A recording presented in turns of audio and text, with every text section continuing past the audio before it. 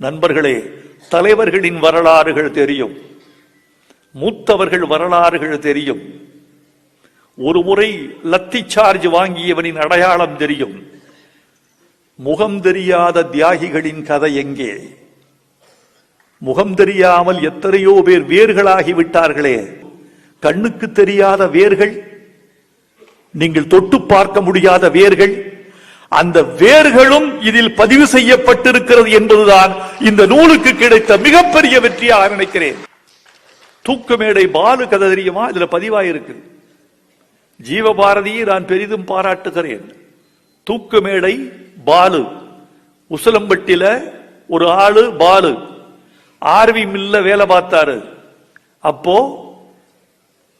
செண்பகம் சேர்வை என்ற ஒரு ஏட்டு கம்யூனிஸ்டுகளை வேவு பார்த்தார் என்பதற்காக எப்படியோ கொலை உண்டு போனார், கொலை செய்யப்பட்டார்.